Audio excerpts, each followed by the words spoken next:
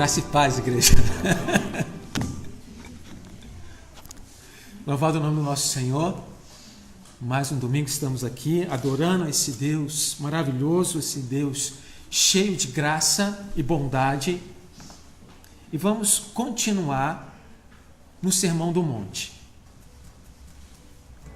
O contexto é que Jesus havia feito vários milagres.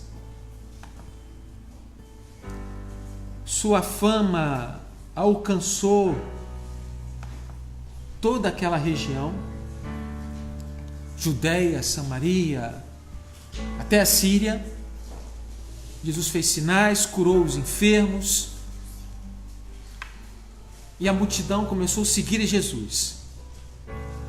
Jesus subiu ao monte e tinha os discípulos e as multidões. O alvo de todo o ensino de Jesus no Sermão do Monte é sede perfeito como é perfeito o Pai Celeste. E o contexto desse texto de Mateus capítulo 5, verso 48, é amor. Deus nos amou de tal maneira que enviou o seu Filho. E por isso também nós temos que amar o próximo da mesma forma que Jesus Cristo amou a igreja. Jesus termina o Sermão do Monte fazendo aquela comparação do homem sábio e do homem tolo. O homem sábio, ele ouve e pratica, e é comparado a uma construção sobre a rocha. O homem tolo apenas ouve e não pratica, e é comparado com aquele que constrói sua casa na areia, vem a chuva, vem a tempestade e derruba tudo. Jesus, então, no capítulo 5 de Mateus, abra sua Bíblia.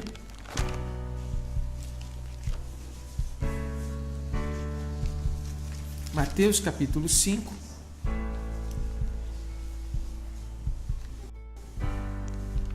Hoje vamos até o verso 5, do 1 ao 5.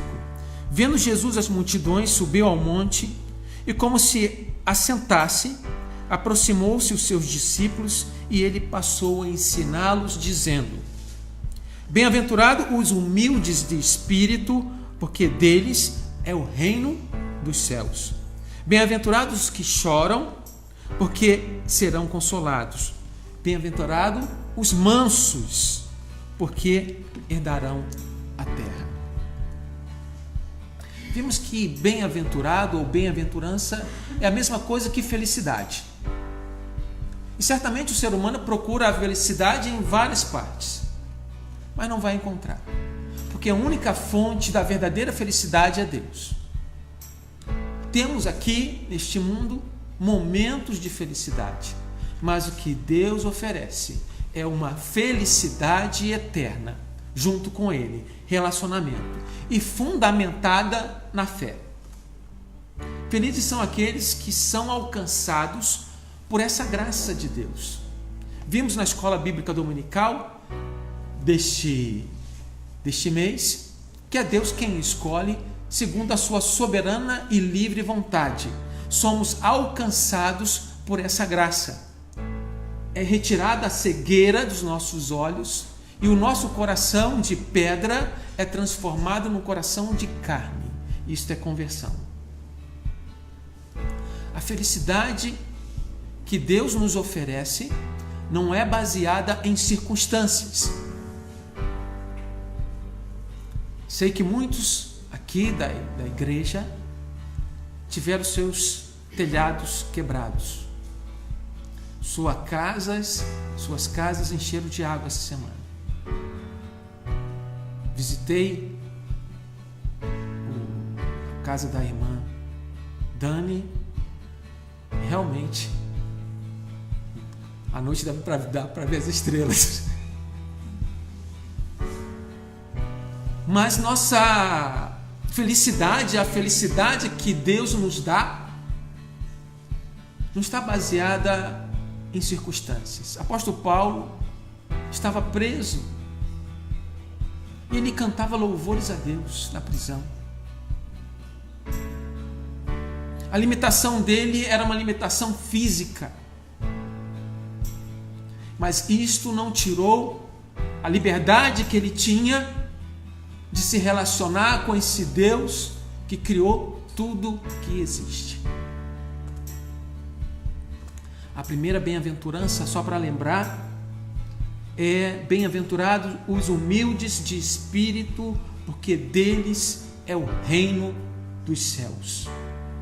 Humildade de espírito é você poder reconhecer, através da ação de Deus, é lógico, porque é Ele quem nos converte, que Ele é este Deus, Criador dos céus e da terra, que Ele enviou o Seu Filho a este mundo para nos perdoar os pecados.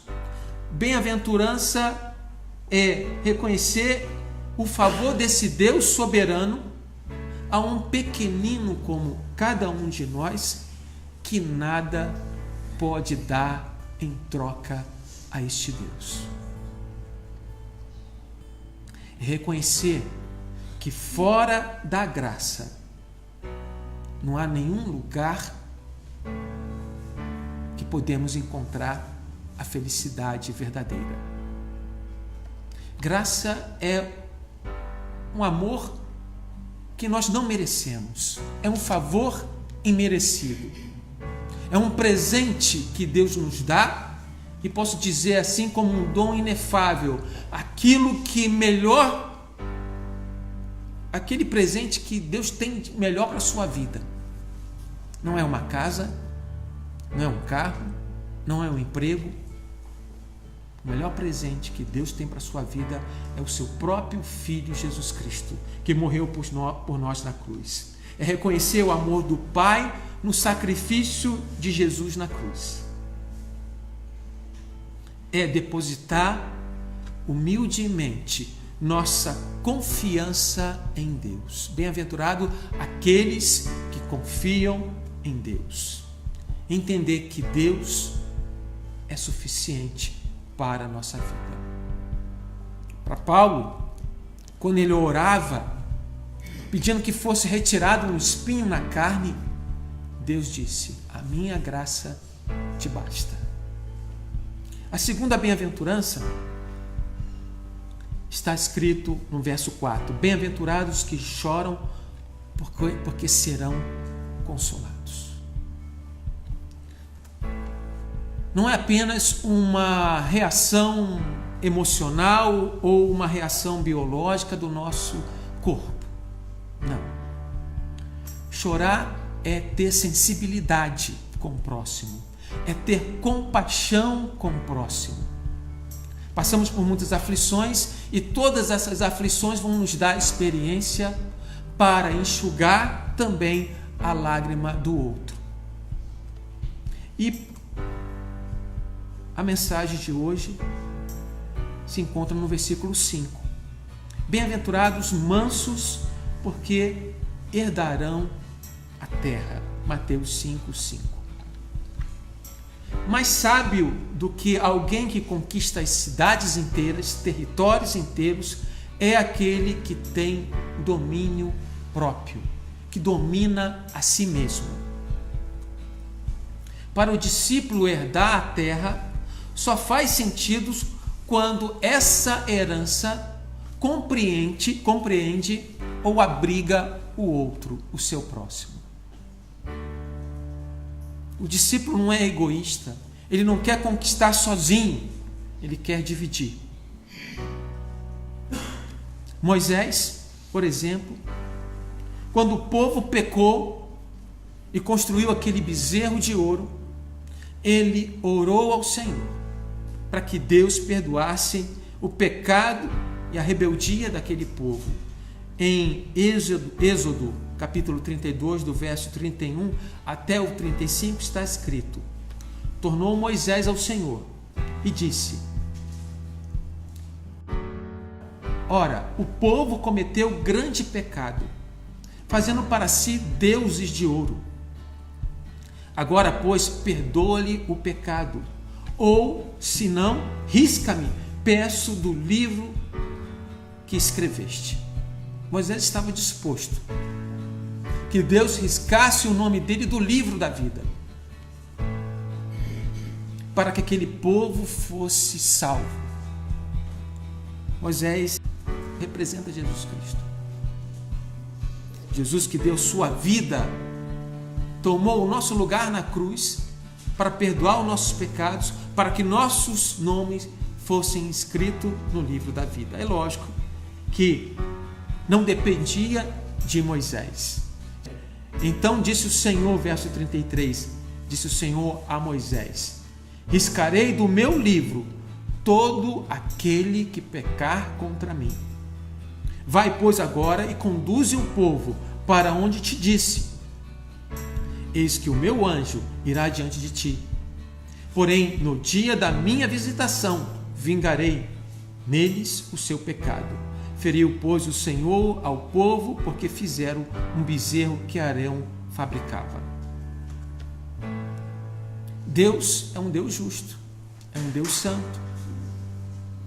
Não podemos esconder de Deus o nosso pecado. Podemos esconder, às vezes, de outras pessoas.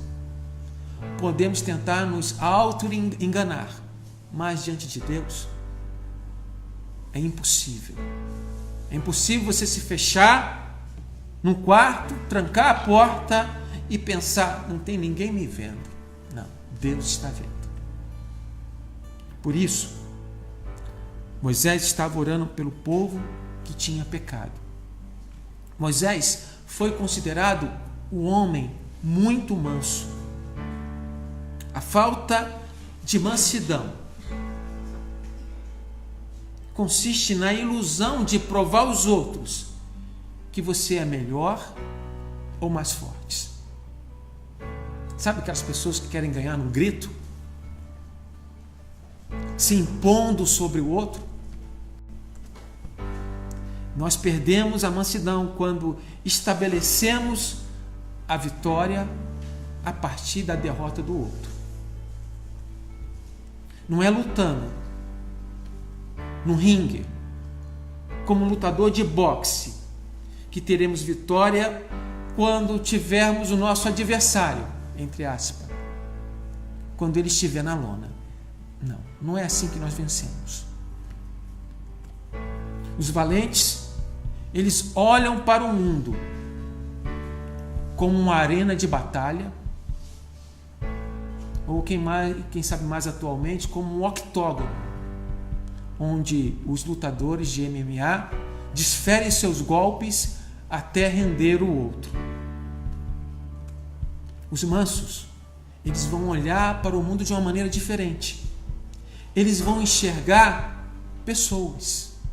Eles vão enxergar como Jesus enxergou. Ele olhava para aquela multidão e via ovelhas sem pastores. Os mansos, apesar da característica de mansidão, eles não são passivos. Eles lutam de outra maneira. Eles lutam pela vida. Eles lutam para o bem do próximo. Eles lutam para abençoar o próximo. São corajosos e resistem ao mal, porque dependem exclusivamente de Deus.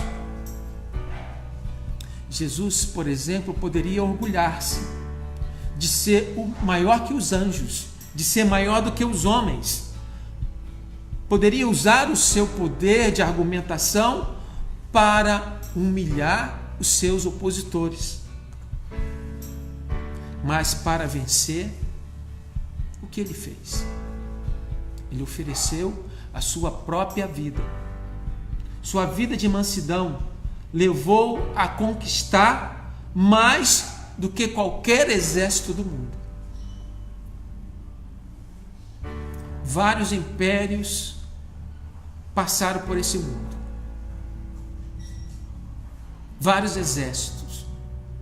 Mas creio que o exército celestial, a igreja de Deus, é tão numerosa como as estrelas do céu e como a areia do mar. A palavra de Jesus, ela é mais poderosa do que a espada, pois ele próprio é o caminho, a verdade e a vida. quando tentaram prender Jesus no Getsêmani. Foi uma escolta de soldados, foi os soldados do templo, armados de espada e, conforme o texto, até de porretes, o texto diz isso. Quando eles chegaram lá, Jesus se antecipou para proteger os seus discípulos e perguntou: a quem vocês procuram? E Jesus se identifica: sou eu, Jesus Nazareno. Aquela turba cai no chão, apenas com a palavra: sou eu. Jesus não precisa de espada. Pedro tirou a espada e cortou a orelha do soldado Malco, ou melhor, do servo do sumo sacerdote. E Jesus com espada, se você com espada fere, com espada será ferido. Nossa luta não é contra carne e contra sangue. Não é contra o próximo, mas contra as potestades que estão nesses ares, contra o maligno, nosso adversário. Para os felizes, para os bem-aventurados, Jesus é um exemplo de mansidão e humildade. Ele foi comparado como ovelha que vai para o matadouro sem abrir a sua boca. A crucificação de Jesus é um sinal de mansidão. Jesus não aceitou então a espada como instrumento de vingança e nem mandou descer fogo do céu. Isaías 53, verso 7 está escrito: ele foi oprimido, humilhado, mas não abriu a boca. Como cordeiro foi levado ao matadouro, e como ovelha muda perante os seus tosqueadores, ele não abriu a boca. Esse é o nosso Senhor, que vence uma batalha, que conquista pessoas com a sua própria vida, porque Ele é vida. Ele é a própria bem-aventurança, o dom inefável de Deus. Fomos chamados, querida igreja, para negarmos a nós mesmos e tomar a nossa cruz. Mas só faz isso quem é bem-aventurado com a mansidão. Felizes aqueles que não precisam usar de forma alguma de violência. Creio que nós podemos fazer uma aplicação. A violência não é apenas o deferimento de um soco, de um golpe, mas talvez a violência seja você saber fazer o que é certo e se omitir.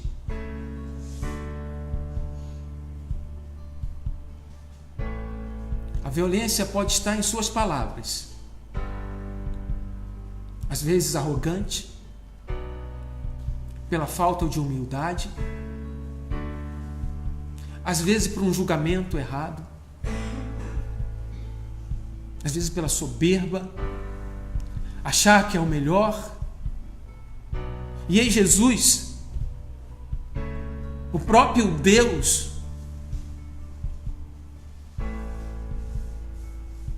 diante daquela turba, ele diz: chegou a hora das trevas.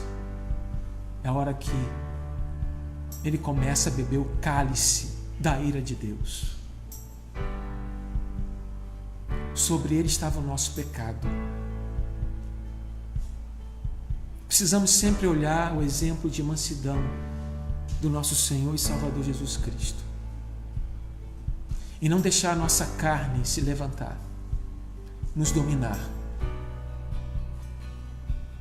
Pelo contrário, negar cada um a si mesmo e carregar a sua cruz. Esvaziar-se. Entender que nós somos apenas pó e cinza. Somos um vaso de barro, frágil,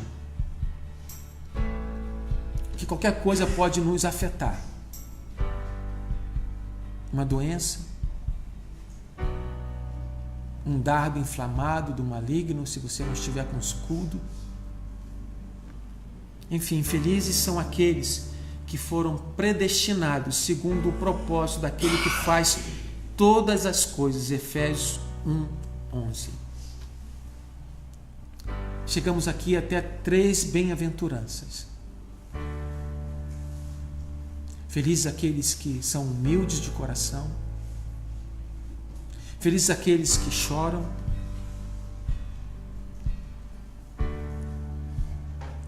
E felizes aqueles que são mansos, porque herdarão a terra. Que no nosso dia a dia possamos ser felizes dessa maneira. Para isso, Jesus subiu ao monte e ensinou os seus discípulos o que realmente era ser um discípulo. Humilde de coração. Os que choram, vocês serão consolados. E os mansos, porque herdarão a terra. Amém? Foi uma felicidade estar louvando e adorando a Deus com você aqui nesta noite.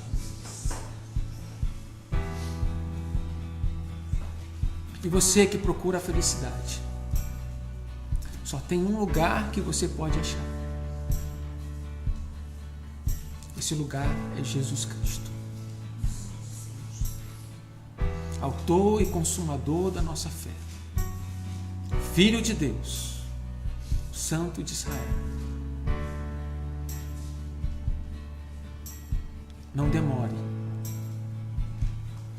porque o Espírito Santo está falando com o seu coração. Vamos orar.